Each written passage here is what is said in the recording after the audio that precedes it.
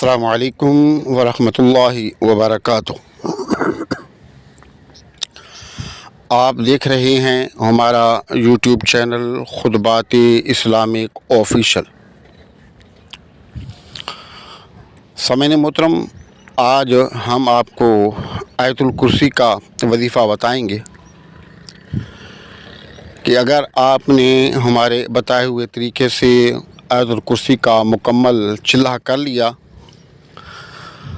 تو انشاءاللہ بہت فائدہ ہوگا، رزق میں برکت ہوگی، صحت میں برکت ہوگی، جان و مال میں برکت ہوگی، گھر بار کاروبار میں برکت ہوگی، اور ہر طرح کی تکالیفوں، مصائب و آلام سے آپ کو چھٹکارا مل جائے گا۔ اور اللہ پاک آیت الکرسی کے برکت سے آپ پر تنگی کے دروازے بند کر کے خوشیوں کے، شادمانیوں کے دروازے کھول دے گا۔ سامعین محترم، آیت الکرسی کے بے شمار فضائل ہیں، اگر وہ سب بیان کرنے پر آئیں تو ویڈیو بہت ہی لمبی ہو جائے گی، لیکن مختصراً چند ایک چیزیں جو ضروری ہیں فی الوقت آیت الکرسی کے متعلق وہ ہم آپ کو بتاتے ہیں۔ آیت الکرسی کے اندر اسم اعظم ہے، اور آیت الکرسی میں ہے اللہ لا الہ الا ہو الحی القیوم، حی القیوم۔ تو علماء کرام نے اور صوفیاء کرام نے، اللہ کے جو اولیاء ہیں، انہوں نے اکثر کا اس بات پر اتفاق ہے کہ یہ اسم اعظم ہے۔ دیکھیں، جب جنگ بدر ہونی تھی تو جنگ بدر کی رات کو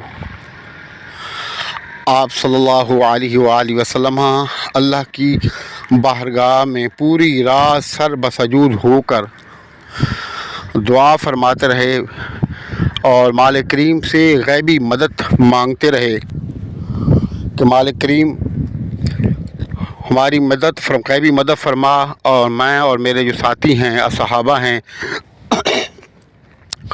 ان کی تعداد بہت کم ہے، اور ہمارے مقابلے میں جو کفار ہیں ان کی تعداد بھی زیادہ ہے، ان کے پاس گھوڑے زیادہ ہیں، ان کے پاس تلواریں زیادہ ہیں، نیزے زیادہ ہیں، تیر زیادہ ہیں، یعنی کہ ہر حوالے سے ان کی طاقت ہم سے 100 گنا زیادہ ہے۔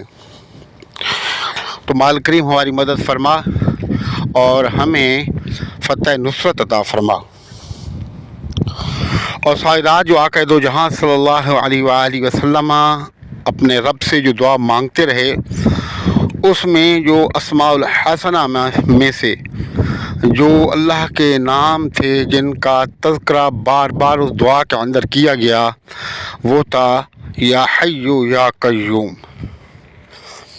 تو آیت الکرسی کے اندر بھی ہے اللہ لا الہ الا ہو الحی القیوم۔ تو یہ اللہ کے اسم اعظم ہیں، ان کے اندر بڑی تبرکات ہیں، ان کے اندر بڑی ہی پاورفل چیزیں اللہ پاک نے عطا فرمائی ہیں۔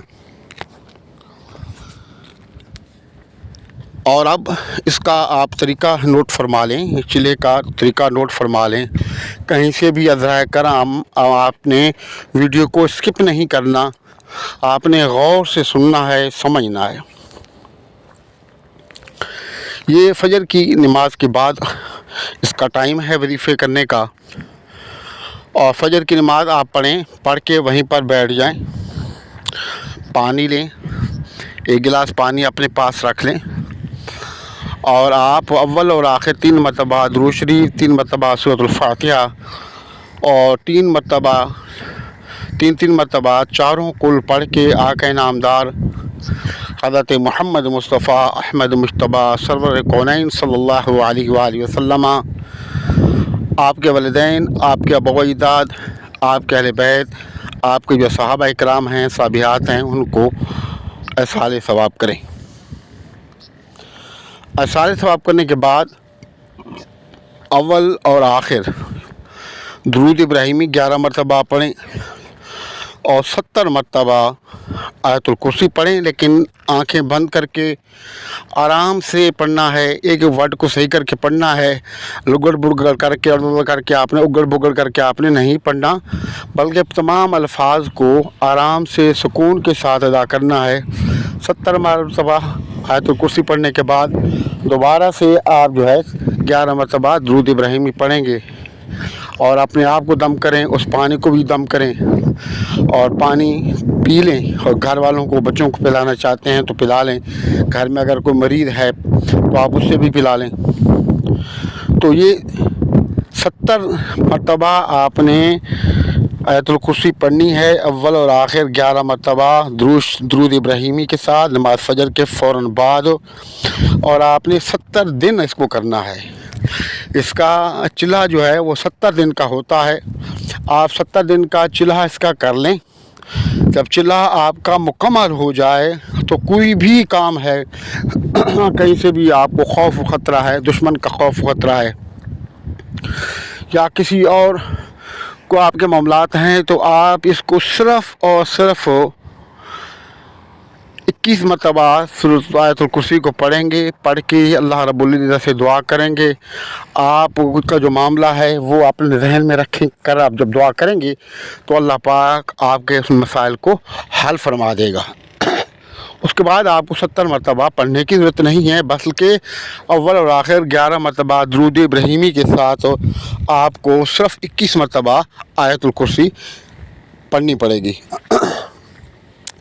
आप यकीन जानिए कि आप किसी ने भी इसका चिल्हा मुकम्मल किया और मुस्तकिल मिजाजी के साथ सही तरीके से, आप मुस्तकिल मिजाजी के साथ और सही तरीके से इसका चिल्हा आयतुल कुर्सी का मुकम्मल किया, उसको बहुत फ़ायदा हुआ। दीन दुनिया और आखिरत का बहुत फ़ायदा हुआ कि इससे दीन की तरफ रग़बत होती है, अल्लाह से मोहब्बत हो जाती है, महबूब करीम सल्लल्लाहु अलैहि वसल्लम से मोहब्बत हो जाती है।